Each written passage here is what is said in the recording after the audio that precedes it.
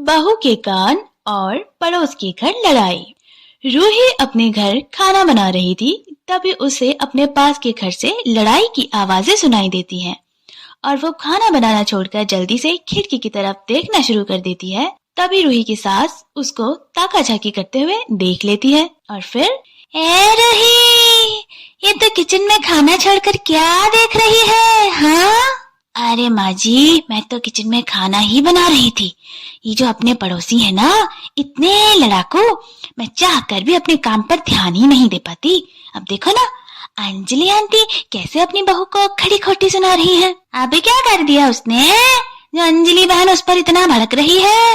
अरे माँ जी, आप तो जानती हो ना, अंजलि आंटी एक नंबर की कंजूस है और उनकी बहू एक नंबर की लुटेरी। उनकी बहू बस शॉपिंग करके आ गई और इसी बात पर अंजलि आंटी उस पर भड़क रही है।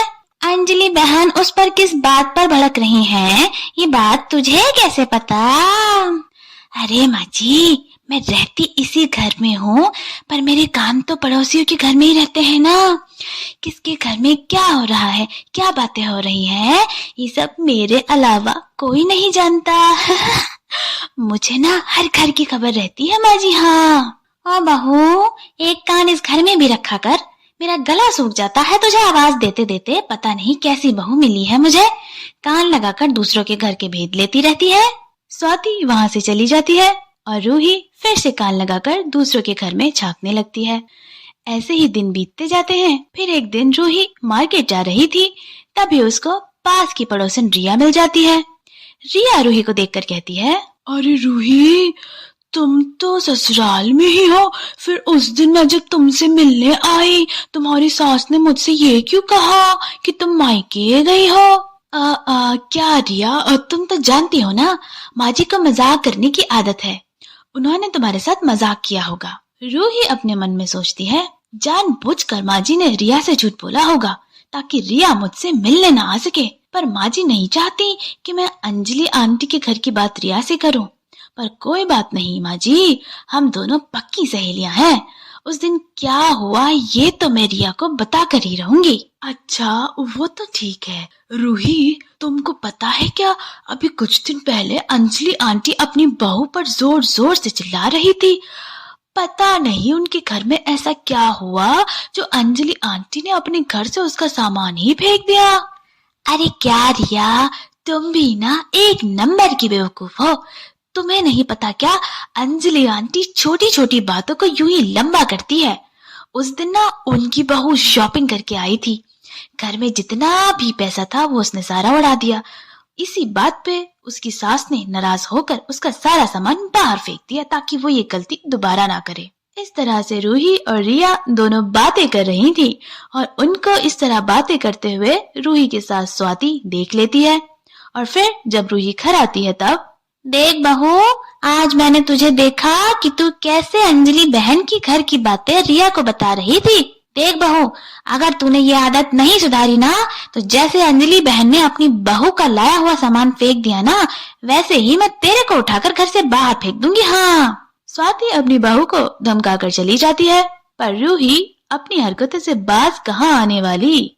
और ऐसे ही दिन बीत जाते हैं। फिर एक दिन रूही रिया से छत पर बात कर रही होती है। रिया बहन, तुम्हारे लिए एक ब्रेकिंग न्यूज है। सच में? Breaking news?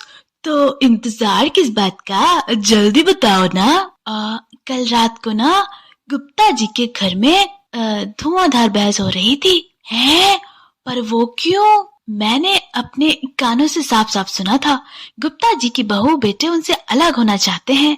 गुप्ता जी की बहू कह रही थी कि उसने अब और सेवा नहीं करनी, इसलिए अब वो गुप्ता जी से अलग रहना चाहते हैं।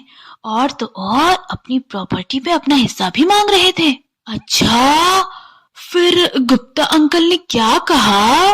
बेचारे गुप्ता अंकल, वो क्या कहते, एक ही तो बेटा है उनका, मान गए।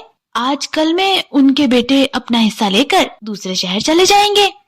मुझे तो गुप्ता अंकल पे बहुत तरस आ रहा है, पता नहीं अकेले कैसे रहेंगे। वैसे जो भी कहो रूही, तेरे कान बड़े तेज है। हाँ, तुझे ना हर घर की खबर मिल जाती है, पता नहीं कहाँ से। मुझे कोई खबर छुपी थोड़ी ना रह सकती है भला।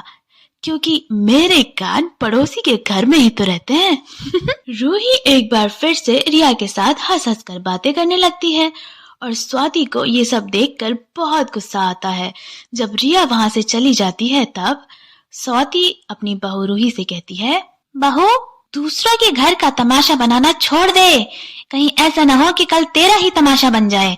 जैसे आज तू पड़ोसियों के घर में ताका झाकी करती है ना, कहीं ऐसा ना हो कि तेरे घर में भी कुछ हो रहा हो और आसपास वाले लोग तेरा तमाशा बनाएं। माँ जी, मेरी क्या गलती है? हमारी गली में जितने भी घर हैं, लोग जोर जोर से कलेश करते हैं। ना चाहते हुए भी उनके घर की बातें मेरे कानों में आ ही जाती हैं। अब इसमें मैं क्या करूं? रूही अपनी सास को इस तरह से जवाब देकर वहां से चली जाती है। अब ऐसे ही कुछ दिन बीत जाते हैं और फिर एक दिन रिया की लड़ाई उसके पति से होती है और अगली सुबह जब रूही रिया से मिलने जाती है तो रूही रिया का मजाक बनाते हुए कहती है, क्या रिया, तू बेकार में ही अपने पति से रात में लड़ती है, तू मान क्यों नहीं लेती? तेरी मोटी बुद्धि है, तेरे बस की नहीं घर चलाना, इसलिए तेरा पति तेरे हाथों में पैसे नहीं देता। जब रूही रिया से उसके ही घर में उसकी ही बातें करती है तब रिया को उसकी इस हरकत पर बहुत गुस्सा आता है और रिया रूही से लड़कर वहां से चली जाती है और खुद से कहती है, जैसे आज इस रूही की बच्ची ने सबके सामने मेरा मजाक उड़ाया है ना, वैसे ही मैं इसका भी मजाक बनाऊंगी। इस तरह से रिया रूही से बात करना बंद कर देती है। ऐसे ही कुछ दिन बीत जाते हैं। एक दिन रूही की इन हरकतों से नाराज होकर स्वाति और रूही में फिर से लड़ाई हो जाती है। तभी उसकी आवाजें सुनकर रिया वहां आ जाती है और सारी बातें सुन लेती है। फिर क्या, रिया अपने आस पड़ोस की सभी औरतों से रूही के घर की सारी बातें बताती है और फिर ये बात रूही को भी पता चल जाती है। फिर रूही की सास स्वाति रूही से कहती है, क्यों बहू, अब पता चला ना कि जब अपने घर की बातें दूसरों तक पहुंचती हैं तो कैसा लगता है? रूही फिर कभी भी किसी के घर कान लगाकर बातें नहीं सुनती। वीडियो अगर पसंद आई हो तो चैनल को लाइक करना और सब्सक्राइब करना ना भूलें।